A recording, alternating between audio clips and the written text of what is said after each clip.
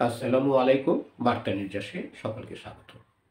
আবার বন্ধ পাকিস্তানিদের ইউটিউব চ্যানেল।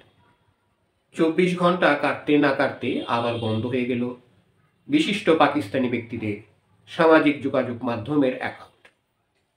আজ বৃহস্পতিবার সকাল থেকে আবার দেখা যাচ্ছে না পাকিস্তানি অভিনেতা, অভিনেত্রী, খেলোয়াড় সহ বেশ কিছু সংবাদ মাধ্যমের ইউটিউব চ্যানেল।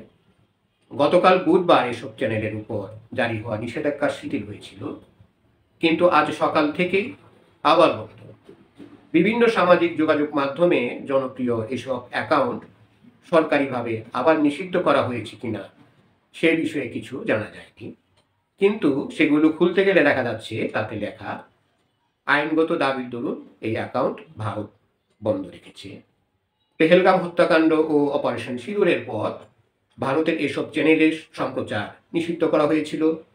অভিযোগ, ওই চ্যানেলগুলো ভারতের বিরুদ্ধে নানা ধরনের প্ররোচনামূলক খবর ও অভিমত প্রচার করছিল।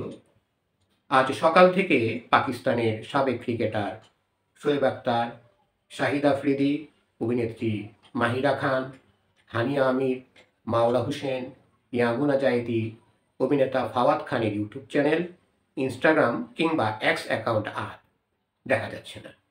১ মাস বন্ধ থাকার পর গত বুধবার যখন মনে করা হচ্ছিল নিষেধাজ্ঞা প্রত্যাহার করা হয়েছে, তখন নতুন করে তা অদৃশ্য হওয়ার মধ্যে দিয়ে মনে করা হচ্ছে চ্যানেলগুলো আবার নিষেধাজ্ঞার আওতায় চলে গেছে।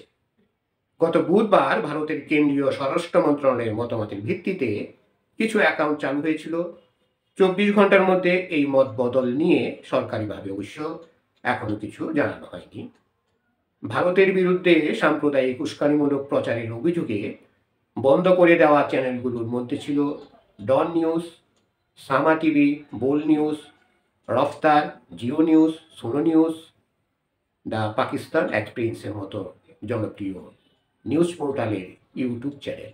এছাড়া আরজু কাজমি, ওয়াসে হাবিব, আলী জাফর, মুনিফ ফারুক, উমর চিনাদের মতো জনপ্রিয় ইউটিউবারদের ইনস্টাগ্রাম চ্যানেল ও ব্লক করে দেওয়া হয়েছিল।